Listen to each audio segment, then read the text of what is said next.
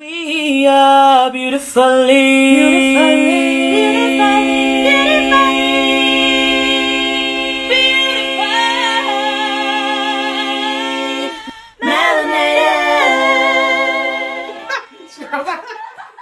The Beautifully Melanated podcast. I'm one of your hosts, Sarah, and I'm here with my co-hosts. I'm Karen. And I'm Kay. And tonight we have a guest joining us, Trovene Hartley. She will introduce herself in a minute. This week our topic will be on rest. And I chose this topic because I came across an Instagram post in the middle of the week by @BrownMamaTrauma. And she did this lovely little colourful post on why children of immigrants find it difficult to rest.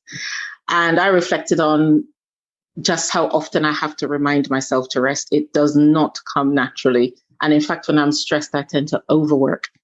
I don't know if any of these will resonate with you. And Trovene, I'm going to ask you to introduce yourself and then pick up from here. But here are some of the reasons why children of immigrants find it difficult to rest. 1, rest feels selfish. 2, we feel guilt for not being productive. 3, we were taught that our self-worth was tied to our productivity. 4, we associate rest with laziness. Drag me. That's where I sit.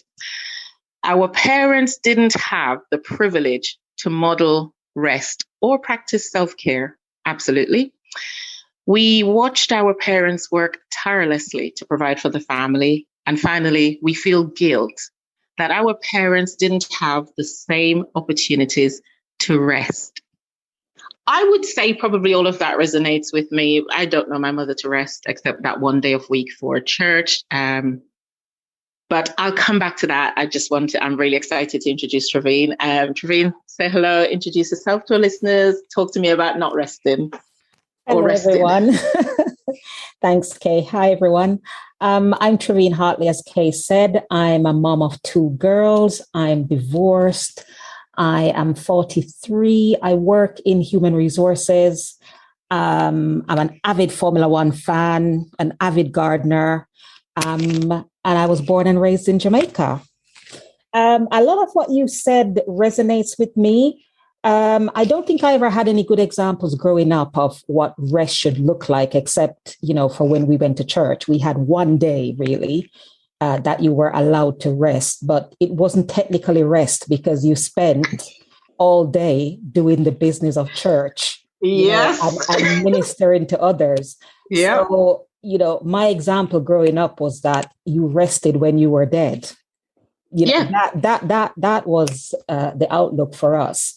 Also, I remember, going to Sunday school and to Sabbath school and having drilled into us that, laziness was a sin, idleness, the devil. We used hands work for idle hands. Exactly. Yes. So it almost felt like in order not to fall into sinful ways and to be worthy, you had to be constantly working.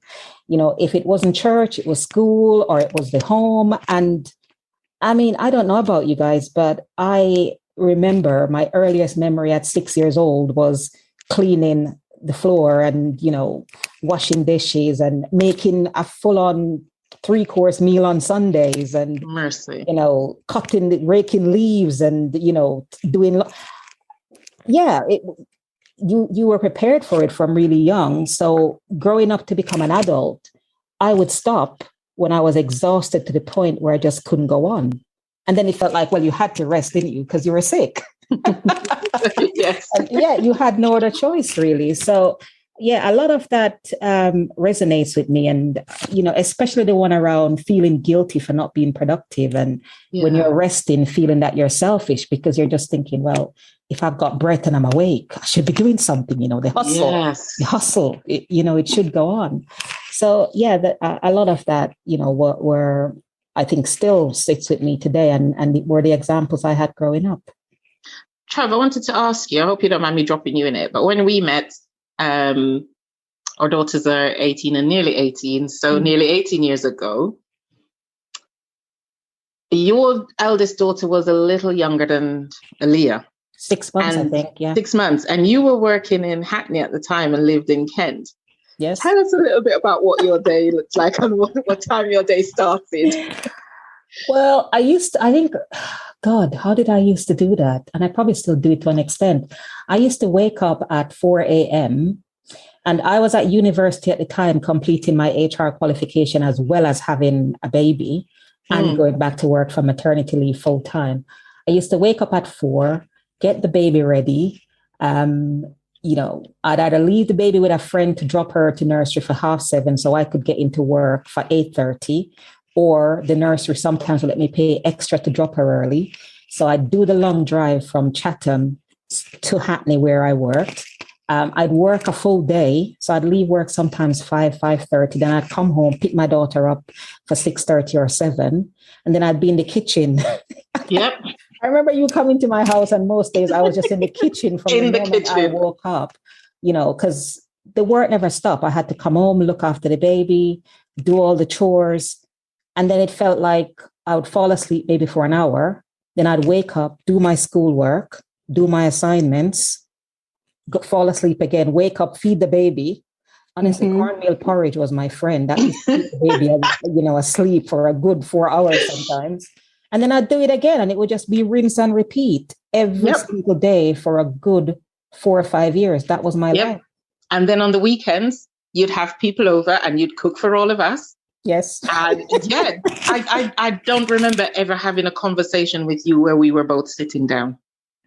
Yeah, I don't actually remember having a full night's sleep until my second daughter was maybe 7 or 8 years old. And a full night for me is still maybe 4 or 5 hours a night. So what has that done to your body and to your well-being to put in those hours? Yeah. Is pop down the word to use? I don't know if your listeners will understand the word pop down and touch up. Broken down, Karen knows. Yeah, I mean, I now have an underlying medical condition which is controlled by medication, which I think from all the study and the research I've done, it has been caused by just ignoring, your body for a very long time and just pushing yourself to the limit over and over. Yeah. I don't think I've learned to stop because I still go, full steam ahead because that's all I know what to do, right? But I've learned how to rest harder, if that makes sense. But yeah, it's been difficult to cope with the medical issues that I think wouldn't be there if I'd given proper time to the understanding of what stress and not having proper rest could do to your body. And who knows, maybe if I'd rested earlier, maybe this wouldn't have happened, but it's under control. So that's, I suppose, a good thing. And it's not getting any worse, I hope. But it was frightening, back in 2013 when I got diagnosed to think, oh my God, my lifestyle and, the choice to just keep going and going and going like your Duracell battery that can never run out, eventually does run out, and you then have to take stock and think, I need to do something to change this because actually my kids might grow up not knowing their mom before they become an adult. And, I mean, obviously you can't control when you go, but I think there are certain things you can do to make sure that you probably don't go earlier than you should do. And that was a big wake-up call for me. If you think the phrase you rest when you're dead is something we used to laugh about in Jamaica, particularly, you can sleep when you're dead. Literally, that's where you were headed. That's where I was headed, an early grave. And thinking it was okay. Absolutely, because it's godly. So what do you do now? What have you done to change that? I grew a garden, which, if anyone ever follows me on Instagram, you'll see loads of pictures of what I do at my garden every year. I found solace in plants and, growing things and giving myself permission to just do something which isn't making me money or necessarily going to advance me in my career, but is something that I enjoy and that I feel allows me to unwind. And I started traveling. I think if I had a Jamaican passport still, it would be filled with stamps. I'd probably need to get a new one. I started thinking, you know what?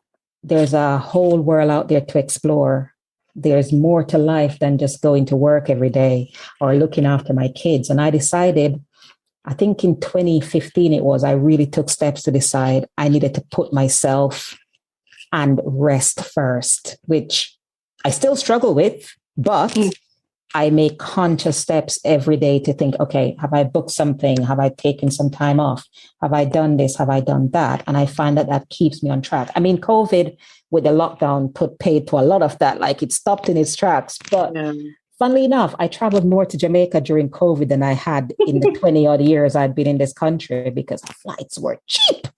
And I decided, if I'm going to get COVID, might as well have it in Jamaica than in the UK. I never got it in Jamaica, got it in the UK, funnily enough. But travel and gardening and Formula One became, the outlets, if you like, for resting for me and things that made me happy, which made me be able to de-stress. And I'd never had that before. Yeah. So Karen and Sarah and listeners, just so you know, Trovene traveled alone. This girl traveled the world on her own. I remember you telling me you were in, was it Casablanca? In the middle of the night trying to find your hotel. And I was like, where is that anyway? Morocco. Yeah, why not? I mean, I read so many horror stories from people saying, oh, don't travel alone or especially don't travel alone while black. And I thought to myself, I could let fear stop me and I could just keep on doing the same thing I'd been doing. Or I could, take a step and see what happens. And I've never had a bad experience traveling alone. It's been lonely at times, but I've never had a bad experience. And it's something I think I'll always do because I find if you wait on others to do something, you wait forever sometimes. Or, I'm the sort of person where if I decide I'm going to do something, I'm going to go and do it. I hate the logistics of trying to organize everybody else, to fit in with my plans. So I'm like, okay, I'll say to you, I'm like, okay, I'm off. I'll be like, where are you? I'm like, off. And I was lucky enough to go to Malta with you in 2018. You just called me up one day and he goes, hey, you free this weekend? Yeah, where you going, Malta? Do you want to come?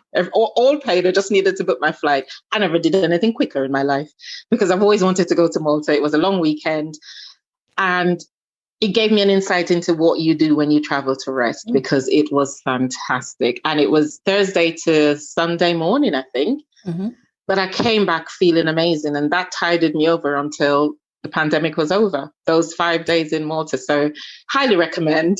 Going to bring in Sarah and Karen now. Ladies, let's have your take on rest. Okay, so I will start by saying so much of what you both have said has resonated with me. So I also love to travel, love traveling. I love bringing my children with me when I travel because I want them to see the world. The world is indeed a very, very big place.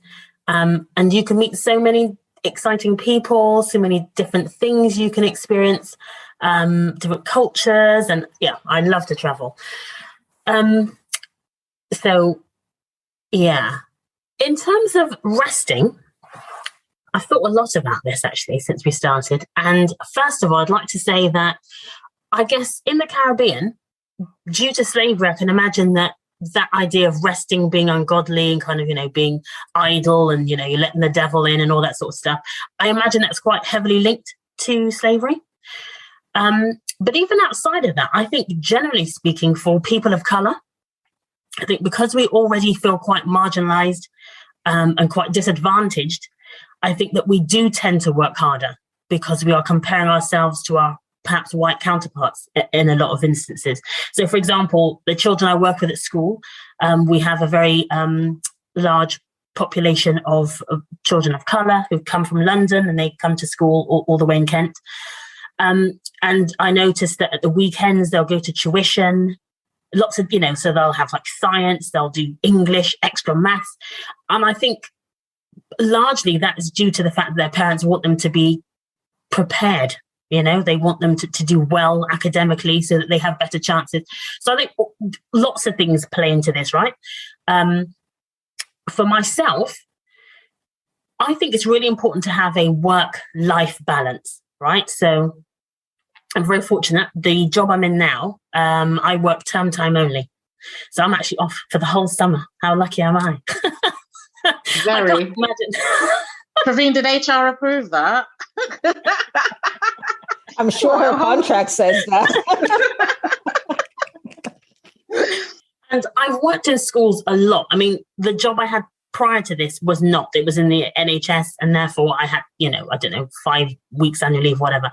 But actually, and much of that, I have to say, was done at home because it was during COVID.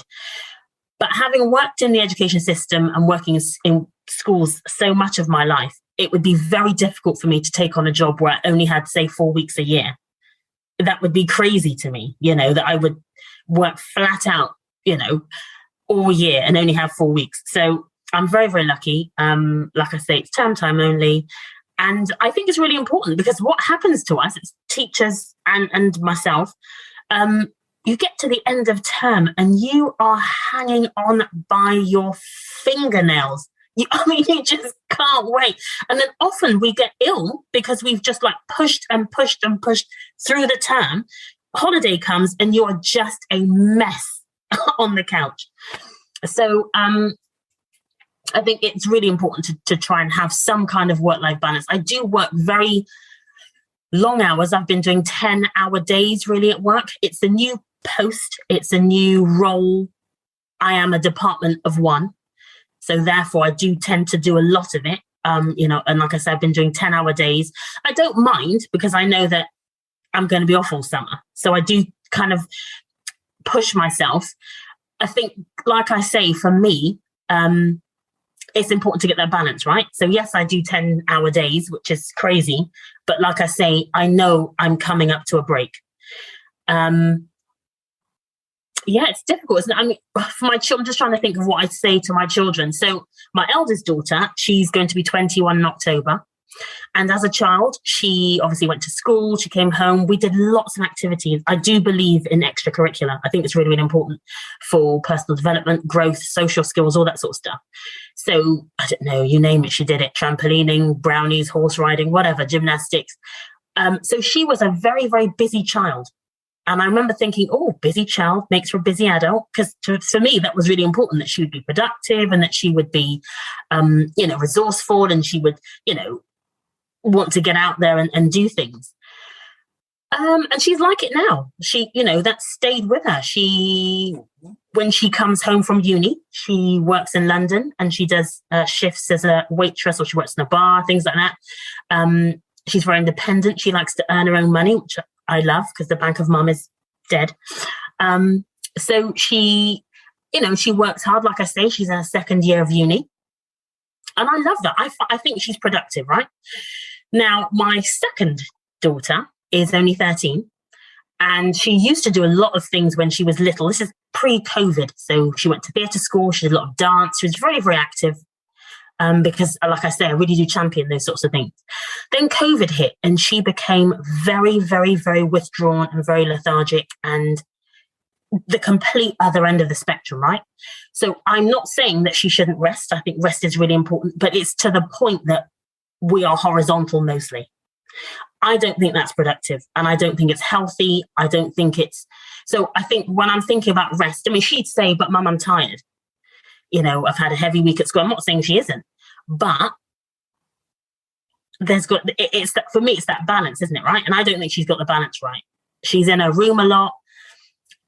So you've got, kids who are on their phones and iPads, electronic devices. And I do try and limit the amount of that, but it's difficult without, the extracurricular. I wish she continued in her dance and all those things. I mean, she does things at school, but she just isn't as active. And that really, really bothers me. So there's rest and there's rest, right? And I guess I'm trying to find that balance for myself and for my children. So very rarely do I have a nap on the couch on an afternoon. And that's purely because I feel disorientated when I get up. I feel all kind of discombobulated. I don't know what's going on because I don't really like to nap during the day. I'd rather go to bed early. additionally, I find that if I do have a nap in the middle of the day, when I get up, all the stuff I didn't do before is still waiting for me. It's not as if fairy's going to come in and sort it all out. So I'm not really a napper. I'm not a big napper, but I do try to go to bed at a reasonable time. And that's been my biggest struggle, going to bed on time. That for me is probably where I've really fallen down. So I used to come in from work, and because I've had such a heavy day, and then the kids sort of attack you with whatever they've been doing and, cooking dinner and all that sort of stuff, I tended to sort of sit and relax, watch a bit of mindless TV or whatever it is I want to do, or talk on the phone or something. And that sort of took up a lot of my evening. And then I was going to bed late, and I've realized that actually that's taken a toll on my body. And what I should have done really was just gone to bed. So now what I've noticed is that I do look rather like a panda when I'm not wearing concealer. It has really, really affected, I've got dark circles under my eyes now. And I do think that is largely due to lack of sleep. It's my own fault, but I guess, like I say, that was my downtime, just kind of unwinding after work. So I guess in short, what I'm trying to say is, like everyone, I'm trying to get a balance, right? I'm trying to work hard and also find time to rest. I like being productive, but obviously we don't run off Duracell batteries, and we do have to rest. But the other thing I was going to say is, my parents, for example, worked very, very hard. They too are from the Caribbean. My mum worked 2 jobs. And my dad never took a day off work. I think my dad took a day off work when he broke his ribs and physically could not go to work. Wow. I mean, my parents had such strong work ethics, right? And perhaps that's where I've got that from. But I think it was out of necessity. I think that they just had to, because financially they needed to. I don't think it was out of guilt or because they felt bad. I think they literally came to this country, hit the ground running, and had to work very hard. So I think there's a lot of different factors in there, really, as to why people don't rest. I think there's probably, lots and lots of different reasons. What do you think, Sarah? So my daughter is 9. So I don't, very rarely do I rest at all. I don't have the opportunity to rest. I'm a single parent. I find it actually, I grew up in a household, I was adopted, as I said before. So both my adopted parents are white. I can't remember them resting either. So my dad worked since the age of 18. My mum also, pretty much. She was a teacher. He worked in business. And it was the kind of, you can sleep when you're dead. I hear that. And that was from white people saying it too. If people were ill, if people were sick and stuff, ill, they might have one day off in a blue moon. But I think I've carried that over. So I really struggle with resting. So what's happened in the last, I'd say, 3 months, I felt it creeping, is I'm a counsellor, full-time counsellor. And I see 15 plus students a week at a school, big school. And I felt myself reach burnout about 3 times in my life. And I felt myself reach burnout about 3 months ago. And I pushed through burnout because I didn't have a choice, because I'm not moaning here, but I'm being realistic. I'm a single parent. I'm the only person paying for my daughter. As we all know, folks, all of us, pretty much. Yeah. I am the breadwinner. I bring in the money on my own. So I can't be, lounging around the house saying, woe is me. I have a real problem with people like that. I'm sorry. I just do. Do what you need to do. Take a couple of days, sort yourself out, what it means, the GP, whatever you need to do. But you need to get back on that pony if you're the only person providing for your children. Sorry, but that's just the way it is. So anyway, I worked through burnout and I knew I needed to stop and take a break, but I didn't. And then I'd say probably about 2 weeks ago, I started feeling actually a month ago, the exhaustion was just ridiculous. So what I noticed I could do is I could do 2 hours and then I'd have to lie down. And I thought, this is not good. 2 hours lie down, 2 hours lie down. And then I'd work a full day at work and I come home and a bit like all of you ladies would do, I go straight into the kitchen after I pick my daughter up from after school club. And then I would cook dinner. We'd have dinner together. Then I'd have one of my private clients on Zoom, and I'd shut my laptop and I'd go down and I'd spend some more time with my daughter, and I'd put her to bed. And then I'd come downstairs and I'd, make sure the house is in order, and then I'd sit down. And I found I started to feel dizzy. So I'd be talking to my daughter and I'd actually have to lie down. She'd have to come upstairs to the bed and sit in bed with me because I just felt like an old granny. And then about 2 weeks ago, I ended up getting a cold, like a summer cold, which I don't really get. I've never had COVID. And I just, and then I'd say for the last week, just like my eczema, I've had eczema, all of the time places I have eczema in my body have flared up all at the same time, which means I've had to go to the GP about my eczema. I've never had this bad eczema in my entire life. And I think all this is from being burnt out and working through burnout and not being able to rest. But then there's also that kind of mum guilt I think I have. I mean, even today, my daughter's playing Roblox. I went upstairs and I actually sat on TikTok for half an hour. I made sure it's half an hour because with TikTok, you could end up doing 4 hours. I sat on TikTok and it's mind numbing, but sometimes, especially when you're working with mental health and people that are really traumatized, sometimes you need something like TikTok, some crap, to watch how some woman scrub a sink, or something, or in ways that I won't get maggots in my wheelie bin if I do this thing with a piece of bread. I needed to see it. And I know it sounds weird and it wasn't really resting, but in a way it was resting.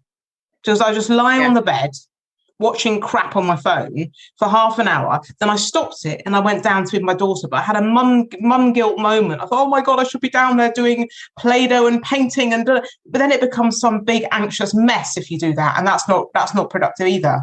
So what I'm saying in a way is I like Karen said, I am more of a person to have an early night. I can't see myself napping. I haven't napped on the sofa for years. Then my partner can come in and he can just, when he comes to see us, he can just lie down on the sofa and go to sleep in 5 minutes. Honestly, I can't do that because I'm thinking, is she going to end up seeing something she shouldn't see on TV or just, all that stuff. So I would tend to go for an early night like Karen would do as well. But at the same time, I have a very strong work ethic because both my parents are kind of all about you work hard, you reap rewards. I was told that. Did they rest, Sarah, your parents? Did they rest? Did they model rest? My dad modeled rest by drinking too much and lying on the floor. He won't be listening to this, but if he is, that's the truth. That's how my dad modeled rest. He rested by drinking too much and lying literally on the floor. And my mum, I don't ever think it's only now my mum's like in her 70s do I see her like sleeping on a chair or something in the living room. Apart from that, I don't remember my mum ever resting, ever. Wow. So it's like I was thinking about this when you ladies said about rest. I thought, have they rested? In their working years, no. But not really. So I'm really struggle with the thing about resting, but I'm determined for my daughter to know it's okay to rest. And it's all right to sometimes just watch Disney Plus for like 3 or 4 hours. It's all right because the rest of the time, like you guys said, and like Karen said, is she's an active kid. We go swimming. You guys know I take her out all the time. But I'm got to a point now, I feel that if I don't take her out every single goddamn day of the summer holidays, I feel guilty. When it's actually I should probably be instilling in her, it's okay to rest some days. We don't have to do something every single day. So I think it's important as parents that we kind of, I don't know, become friends with rest, but doesn't have to always be lying on a bed. I mean, I think it's quite resting to go to a swimming pool. I quite like going to the beach, or I like taking my daughter to a pool or something, swimming pool, and swimming some lengths with my daughter. I like that. That to me is restful. That more, I think going out for a day somewhere like a beach or something, to me is more restful than like lying in my bed watching some crap on Netflix while I fall asleep, which is normally what I do every night. But wait till perimenopause or menopause hits. You will fall asleep at a traffic light. Trust me. You're tired enough to, Kay. I can't. That's what I found stopped me from overdoing it, because my body was like, test me today and see how far you're going to get. So I will sleep on the sofa. I will sit down for 20 minutes and I have to close my eyes. 2:00 in the afternoon. Really? I'm done. Can't do it. Too much things to. I can't afford to, Kay, because if she ends up seeing something on TV that she shouldn't, I don't know. I just think about that. I'm very kind of, yeah. She's only 9. Fair enough. My daughter's 18. Parent lock. Like I say, I just find it. Yeah, parent lock is true to me. Parent lock is a nap. Parent lock. Yeah, you know what? I have got parent lock on a couple of things, but not on my main TV. And all I need to do is get my partners to sort that out, because I feel like right now I am the parent lock. I am the one that's like watching. Right. Trust me, you can put it on every single thing, and you can track every single thing. I did that when they were younger. I've stopped now because I think that they might think I'm invading their privacy. That was how I got peace of mind. But I mean, I loved what you said about resting isn't necessarily about sleeping, because I think sometimes for us, especially the culture we grew up in, we see rest as you just sitting doing nothing. But actually, for me, resting is just not doing what I do every single day. The work, yeah. I don't sleep. I don't take a nap on the sofa because I still have this ingrained in me that unless you're sick, you're not on the sofa. You just don't. But resting for me is I'm not thinking about work and I'm doing something else, whether it's I'm going for a walk with the dogs, or I'm in the garden, or I call a friend, or I'm reading a book. It's just that my brain for that period of time isn't worrying about what I normally do that earns me money. And that is what gives me rest. And I did a thing a couple of years ago where I actually tracked myself when I was sleeping. Bit scary when I got the results, but I used to think that I slept really well when I slept. So I thought, okay, I'll go to bed at 9, I wake up at 5.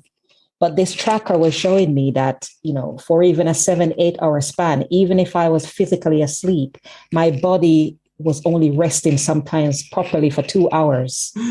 Gosh. Wow. Or 3 hours. That I was in proper deep sleep. Other than that, I was waking up, I was moving a lot. I used to have heart palpitations and I didn't know all of that was happening because I was taking what was happening right through the day into my unconscious when I'm sleeping, and didn't even consciously know that was happening. And that was keeping the stress building. So what I found for myself anyway is that resting was just not doing the day job and not feeling guilty about not doing the day job. And I'm lucky. I have an ex-husband who's a pretty hands-on dad.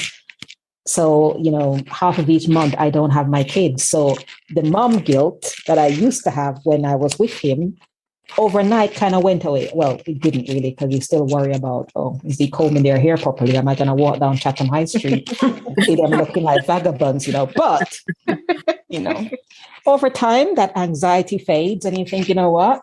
If I wasn't around, he would have to parent them, so leave him to parent. Yeah. And I took time for myself. So resting for me could just be going for a pedicure, or going to get my hair colored, or going for a massage, or just going to London and walking around all day and eating food and then coming home. How wonderful. See, what you mentioned there actually is really important, but I would separate that out slightly. So, for example, when you said that rest for you was not doing anything that earns you money or nothing to do with your day job. And I completely agree with that. But I also find that not resting would also include housework. So that doesn't earn me any money. It's not to do my day job, but I do a lot of housework. And that's not restful. I don't find that restful at all. Well, I think it depends on whether you like to clean or not, because I don't. Not particularly. I hate cleaning, but I love cooking.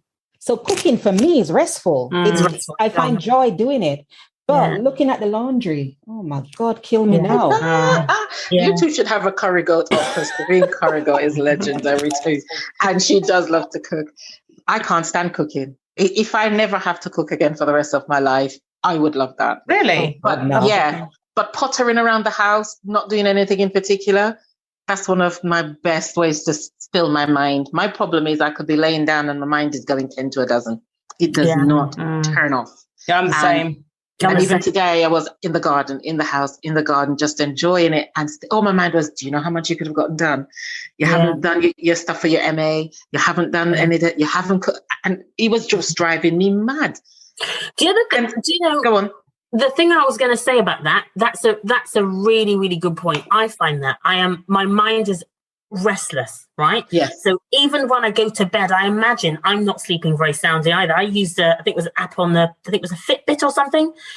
And it was telling me how much actual deep sleep I had, very much like you, Trovene. Not very much, not as much as you think.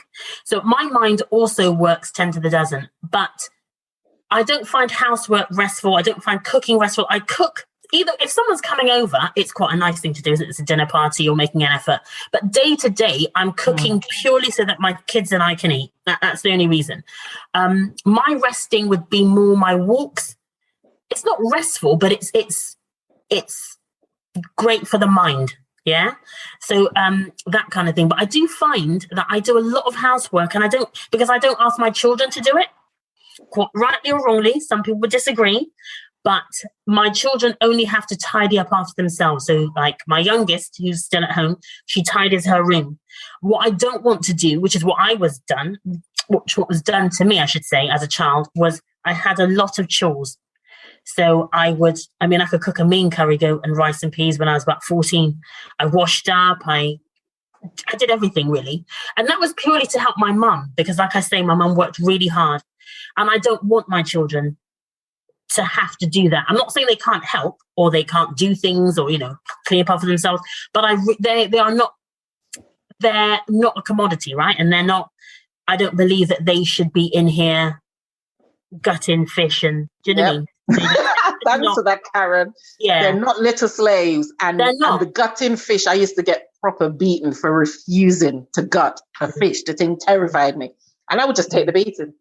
But then there was the yard to sweep, there was the clothes to hang out, there was the ironing, there was the dusting, there was the cleaning, white polish and shine the floor. It was never ending. And when I went home the other day, I said to my sister, this is a workhouse. How on earth did we survive this? Because my parents are up from 5 a.m. It's ridiculous. Yeah. By 7 a.m. you feel like you've done a whole day. Yeah, yeah. So then sit and nap now because they're in their 80s. But the minute, it's like they have some extra sensory perception. The minute you sneak away to rest, they're up. And they're finding something for you to do. It was bizarre. And like you say, it's that guilt, isn't it? And I think I don't want that for my children. I would rather they focused on their academic study, because what people don't realize as well is that your mental well-being is really, really important. So for children, for example, like with my eldest, when she was doing her A-levels, I did everything for her. I'd bring her a cup of tea.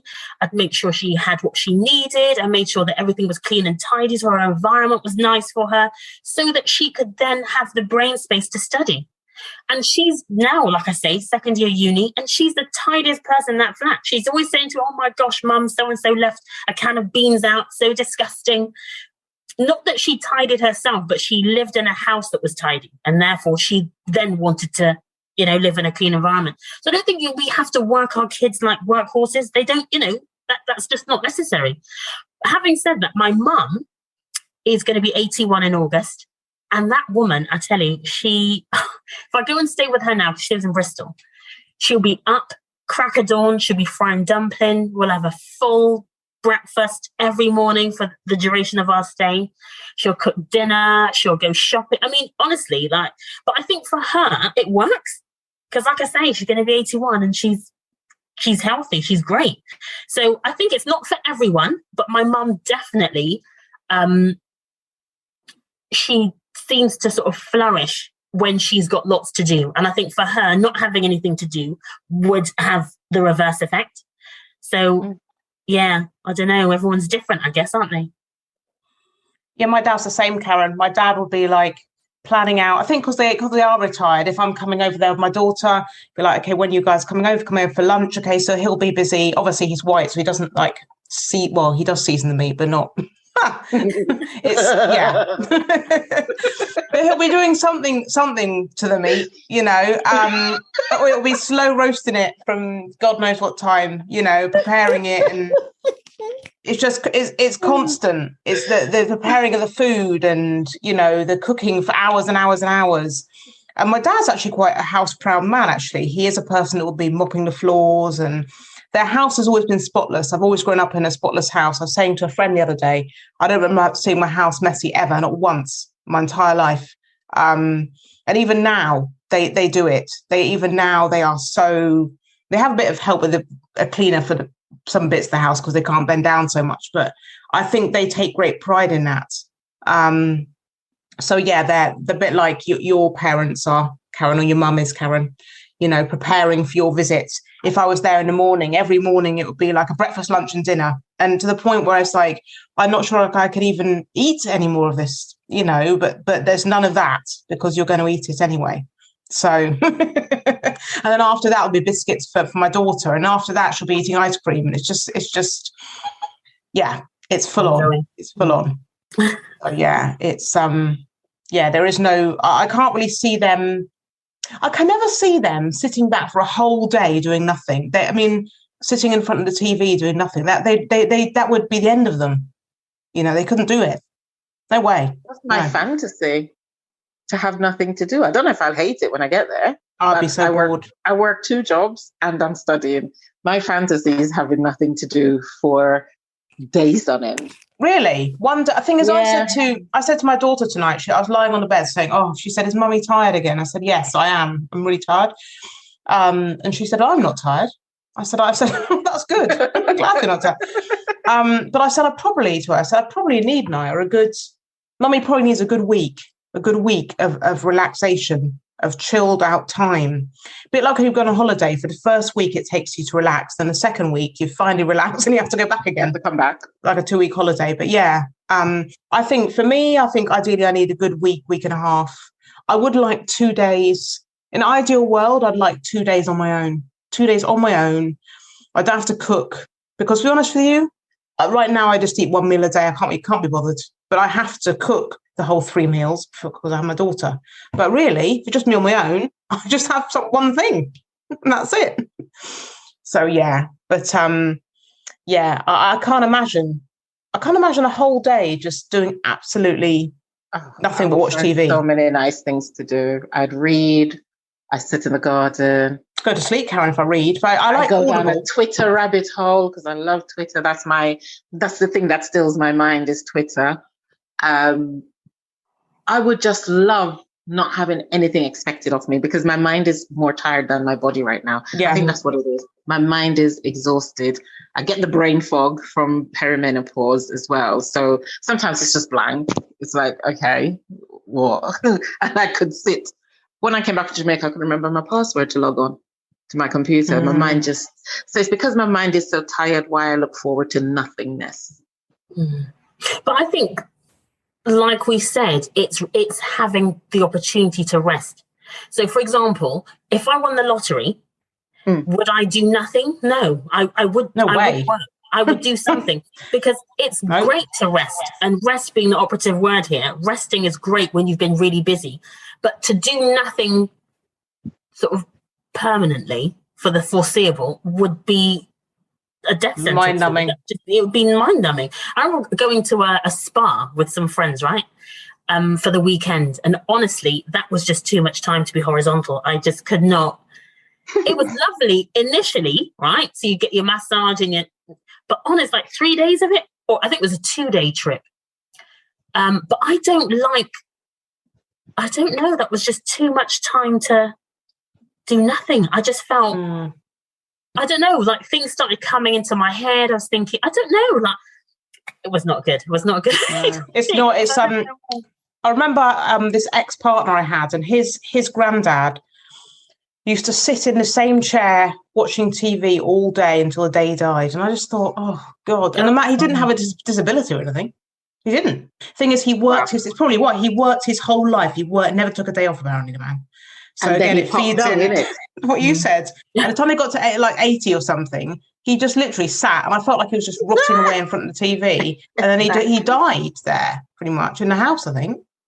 Depressing. Yeah. Like, that to me isn't resting. I don't know what that is. It just, no. That's just giving up. Yes, exactly. Thank you. It is just giving up.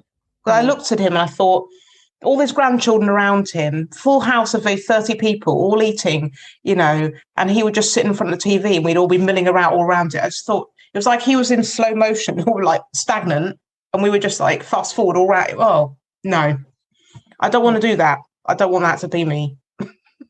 It couldn't be. I couldn't. I was thinking about what you guys said about, mental health and mental well-being and keeping your mind healthy. And, when Kay was talking about her mind being so very busy, I have a very, very busy mind, but I'm a planner.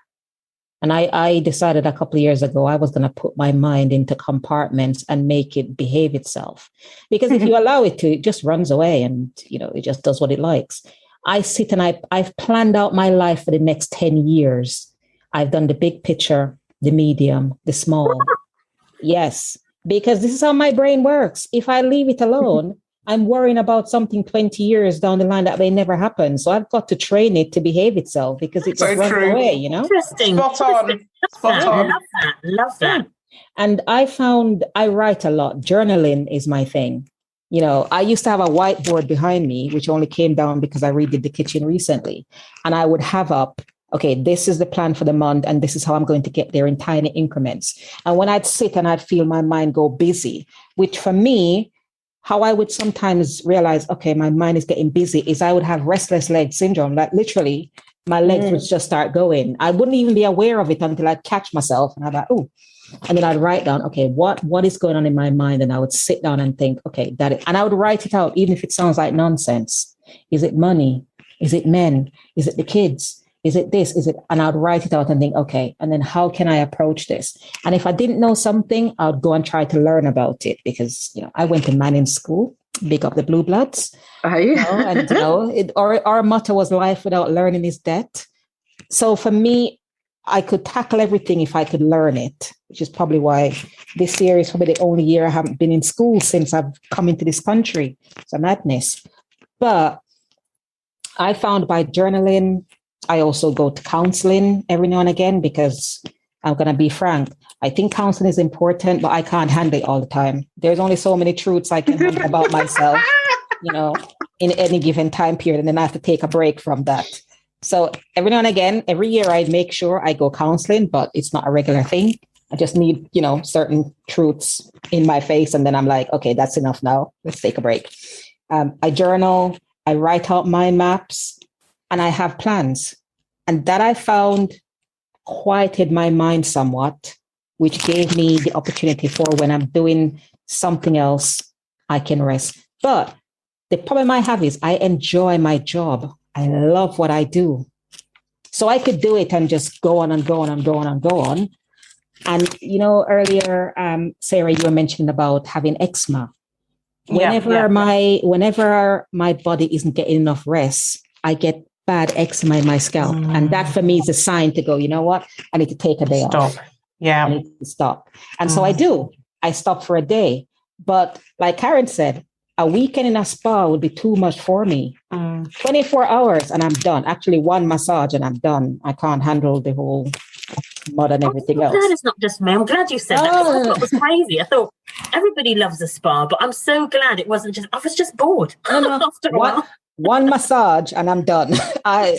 That's enough relaxation for me. And then I want to go, I'm thinking I'm well now, go do something else.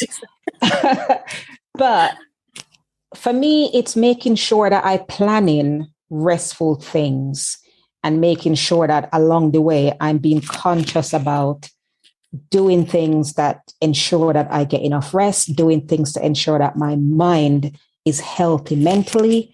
And then also making sure that the relationships in my life are also healthy because so many things affect, the whole. But it's a daily thing. Like consciously every day I've got to get up and think, I'm going to choose to do something healthy, or I'm going to choose to do something restful, or I'm going to book a day off 6 months hence, or I'm going to book a holiday, next year.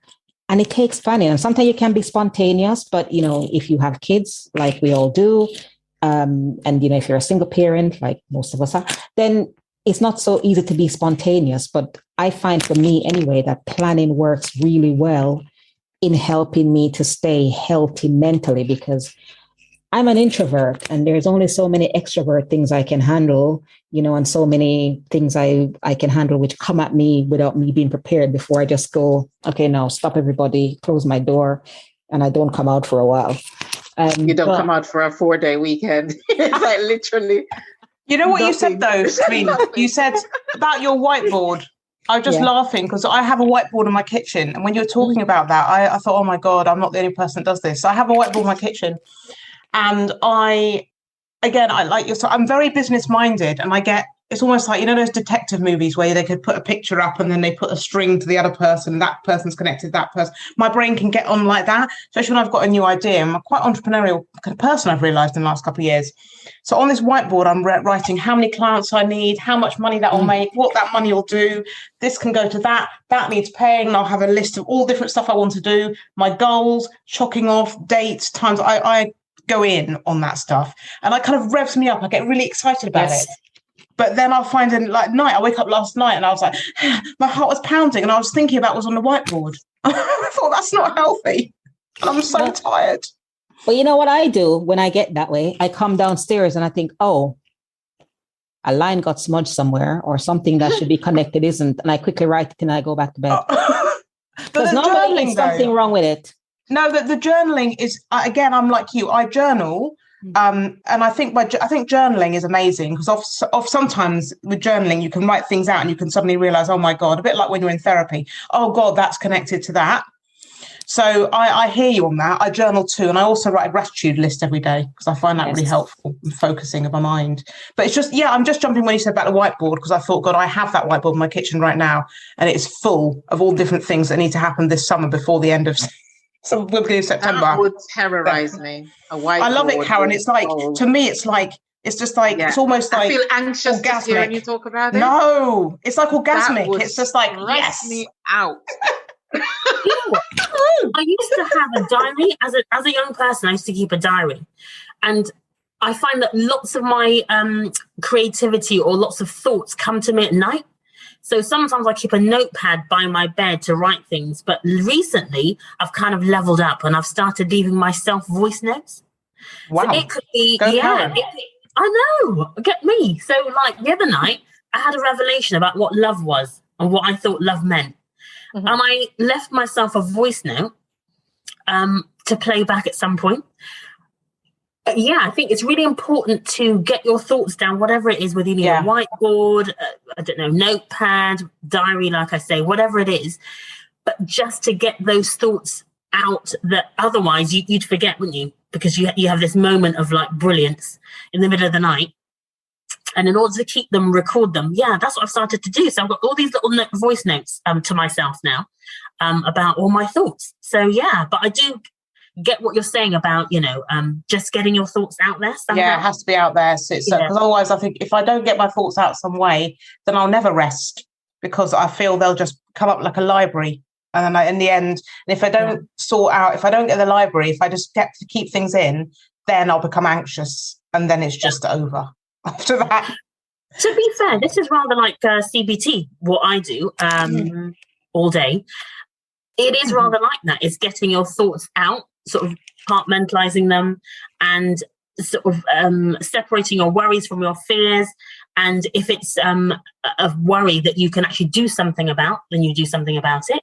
And if there are worries that you can't do anything about, you kind of let them float away, let them go. So, it's really interesting, actually. So what would we offer as a tip on how to rest for families with very little disposable income or none? Sorry, okay, I'm cutting you. Go on. Yeah, that was it. What would we say? Are there other ways you can be restful? I just think if you can go somewhere in nature, where I go to Whitstable with my daughter, and it takes me 25 minutes to drive there in a car. If I didn't have a car, I might go for a walk, I don't know, somewhere in a forest or in a field, or just somewhere. If you live in a city, there's got to be a park. There's got to be somewhere can you just go and sit in a park with a blanket and just, I don't know, buy a couple of fizzy drinks in the shop. Like there's got to be somewhere. But I think getting outside Costs me nothing apart from I can bring some picnic stuff with us. It's cost me the petrol in the car, So that's what I suggest. Go somewhere outdoors, because that's, to me, that is restful. Yeah. Would you include church in that if families are religious and going to church on the weekend is a part of their thing? If they are, because I know for me being a spiritual person, I like to go to certain kind of spiritual events, which I'm actually going to go to in a couple of weeks. I'm very excited about. For me, that's restful to be amongst people like myself talking about things like that. And then for just 2 hours, I'm not mum, I'm Sarah, and that's restful. That's important. So if a family are religious, go to church. If you're into, I don't know, cricket, go to cricket, go to football, go to sewing club, go for a walk, go to see a friend, talk on the phone. Just just do something that's not your day-to-day stuff. Yeah. Yeah, my tip would be, if you have it, grow a garden. And even if you don't have a big outdoor space, you can grow great flowers and veg and, all sorts of food stuff in containers. Grow a garden. The process of growing something, seeing something go from seed to food on your table, it's amazing. That is restful for me. So I don't need to go away from home to rest. I simply step outside. And the other thing that I do is music for me is an escape. I love music. So every Friday after work, I have a little dance session at home, No one has to see me dance, but I'm dancing and I have a little party. Well, the neighbors probably see me because I'm doing it outside on the patio, but who cares? Dancers don't know one is watching, even if someone is watching. And that helps me to unwind, and it makes me happy, which is why I don't like winter, because can't go outside and dance, but still. So grow a garden, see the process of life, dance as though no one's watching, and read a book. Absolutely. Reading is, God, it's infinity, isn't it? It's just infinity. How about you, Karen? I suppose my tip for a family would be finding things that you each like individually and celebrating those things. Because for mum, church might be absolutely what she needs to fulfill her, spirituality for that week. For the child, that may not necessarily be the case. So would it be restful for the child? Not necessarily. It might be. But I think for me, it's always trying to find a child-led activity, if we're talking about families, right? So what do the children really enjoy? It could be baking. Lots of kids like baking. I know my youngest is particularly fond of baking. It could be that they want to go to the park, especially their little children. And sometimes with parents, it's just making that time, isn't it? Oh, they don't really want to go to the park, or, they've got to kind of drag themselves. But if that's what your child wants to do and you make them happy, then we've got to do it. But I think for parents, if that's not their idea of fun and it's not restful, you've got to find something for yourself that is. So whether it's a garden, dancing, I too am an avid dancer. I dance a lot in my kitchen window, watching myself dance, love it. Really important. It's good exercise too. So whatever it is that you as an adult find particularly restful, whatever it is that you like, and pencil that time in. So like you said, Trovene, it doesn't have to be sort of a rigid timetable, but you've got to factor in time in that day to do something for yourself, because we're all busy. Everybody can say, oh, I'm just too busy, but pencil that in. Really, really important. Make time for yourself. Could be a bath, a hot bath with bubbles. That's really nice. I quite like Kill doing me things now. like that. Oh, no. They make me so stressed and angry. I don't know why. But I know for some people it's relaxing and restful. If you want to torture me, put me in a bath. Is it the idea of sitting in your own filth? Because I know that freaks some people out. But it's like being in a pool, though. It's the same thing. I don't go to swimming pools. No, I don't either. I go to beaches when I'm in Jamaica, what beaches should look like. But swimming pools and me, no. Although I'm thinking of aqua classes. My tip, and I tell you where it came from. In lockdown, I had some spare cash because I wasn't paying room hire I'm a private practice, but I was working from home. So I had a little disposable income. It was really nice.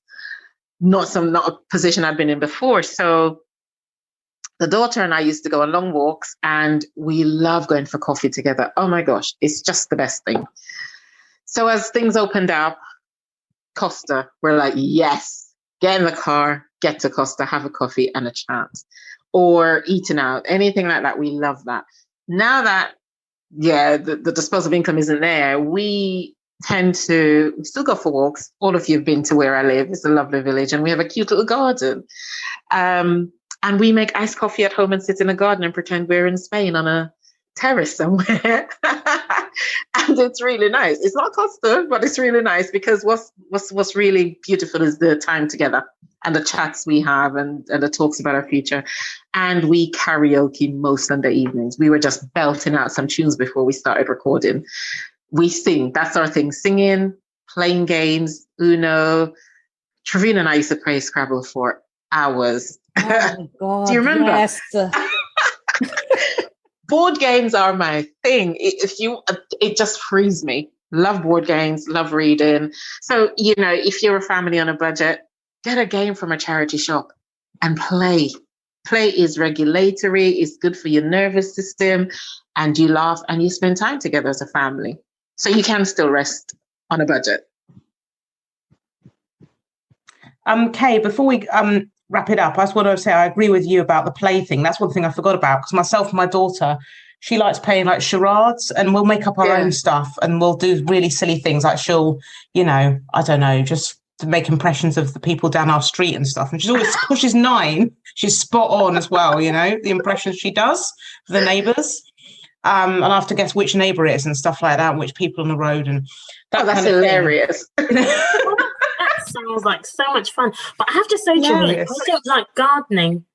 I don't like the outdoors in that way. I don't like bugs. I don't like dirt. I don't like, I know. And it sounds like it should be so much fun. I'm going to have to come round, because you know what? It is so strange to me. This is, it's beautiful that everyone is different. It always feels so weird to me when people tell me they hate gardening, because they immediately always think, but you like to eat, right? And you like to breathe air, because this is what gardening is, right? We're creating air, and also you got to dig, and there's insects and things, and like snails and things. Yeah. Yes. You have to wade through some muck to get to gold. It's grounding, though, isn't it? It's quite grounding. I mean, I'm not an avid. My mum was an avid gardener, but I am a person. I'm not great for digging, but I have my garden is very everything. My garden's always in order. I am like that. There's some weeding to be done, but wouldn't let it be messy, because, but I'm not great when it comes to like growing vegetable patches and all. I've tried, but I'm not, everything seems to die, be eaten by slugs. But yeah. I haven't dug in maybe 4 years, because gardening techniques have come such a long way.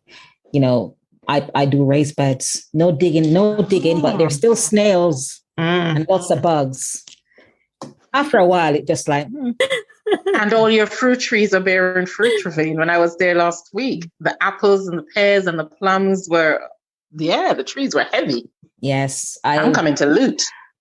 I want a food forest. My dream is to be totally self-sufficient one day. I mean, I don't know if it will happen, but... That's amazing. No, that's really cool. I can tell by your plants that it's just going to be good. Your garden's beautiful. That is amazing. Love plants. Love them. See, plants die in my house. The last one I had is just brown and crispy. I don't know what I did. I know. Overwater, probably. What did you say? Overwater? Yeah. Maybe. I do have a pear tree, which is lovely, and that does bear fruit, but it needs no assistance from me. So that's probably why it survived so long. It's quite nice to me. Oh, don't worry, Karen. I didn't enjoy gardening until I was 45 up. I'm so glad to hear it's not just me. Yeah. And one day it just came. Hopefully that'll happen for me then.